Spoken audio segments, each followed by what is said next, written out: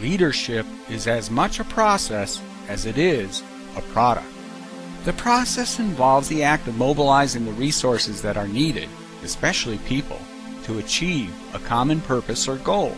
The product entails setting the right goal or agenda to be achieved, and then achieving it. When an individual first emerges as a leader, which is to say, is granted formal authority or recognition as a leader, he or she faces 4 possible outcomes. They are: 1. Right product, but faulty process. This typically reflects an operations challenge. You may well have set the right agenda, but you're having trouble in some fashion or form with getting it done through the people you lead. This can result from slightly underperforming as a leader to being severely incompetent. Most leaders in this circumstance, at least those with the it factor as discussed in Part 1, will probably improve with time if they participate in leadership development opportunities. The second possible outcome is faulty product but right process. This usually indicates a problem with the strategic vision or the agenda. It's possible you've gotten people to follow your lead, but unfortunately, they've been pointed in the wrong direction. Leadership development may help, but only if it liberates you from being stuck by tunnel vision or myopic thinking, as mentioned in Part 1. As the old saying goes, you can't expect a different outcome if you keep doing the same thing over and over again. The third possible outcome is faulty product and faulty process. This could mean you're really not wired to be a leader after all. Or perhaps you don't accurately see yourself or have good self-awareness. Remember the leader in Part 2 who thought he had good relationship building skills, but didn't?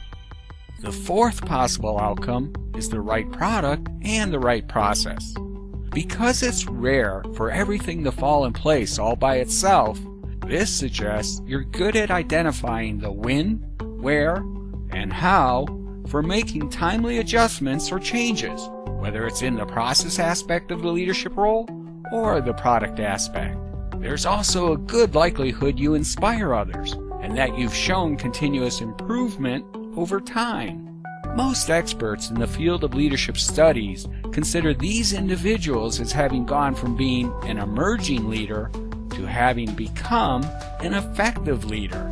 The track record of producing a consistently good outcome solidifies their leadership status. With the possible exception of the third outcome, there's always a chance to grow, improve, or, if need be, recover your leadership capability. 2 concepts in particular, both of which have been mentioned previously in the series, can assist you. The first is the leadership trait of being confident as discussed in Part 2. This includes the drive to succeed and the courage to be vulnerable. The second concept is the technique of reframing a problem or challenge, especially one that's particularly complex or stubborn. As illustrated in Part 1, reframing attempts to change the perspective or interpretation of the circumstance so as to stir fresh insights, thoughts, or action.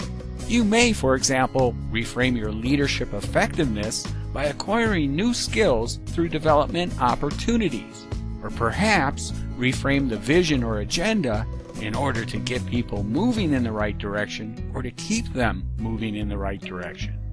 These 2 concepts go hand in hand, in part because they endow you with the courage, open-mindedness, tenacity, and probing curiosity that's often needed to grow and improve as a leader.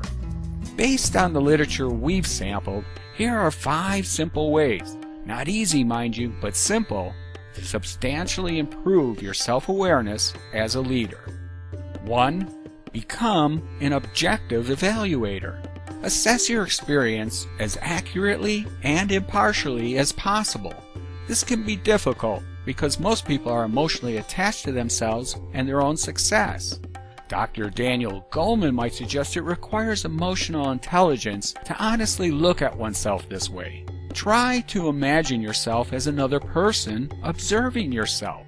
Reflect on your actions, your strengths and weaknesses, your mistakes and successes. What might a neutral observer say about how you show up? 2. Invite feedback. People who want to be fully self-aware know that none of us can truly see ourselves without the aid of others. Try tapping people who know you well, see you clearly, want the best for you, and, most importantly, are willing to be perfectly honest with you. Seek out mentors and role models, and use the leadership assessment tools that are available. 3. Learn to actively listen. Active listening means engaged and open-minded while listening. It's foundational to having success as a manager, leader, parent, spouse, colleague, and really to life in general.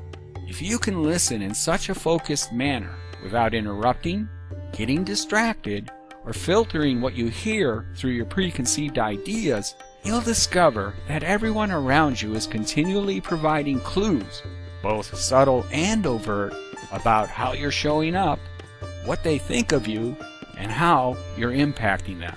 Active listening is a learned skill, and it takes a lot of patience and practice to become proficient.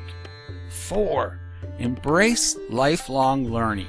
Uncertainty and change are constants in every aspect of life. Whether through formal or informal means, be insatiable for acquiring new insights and knowledge. It will help keep you nimble-minded amid the uncertainty and change. 5.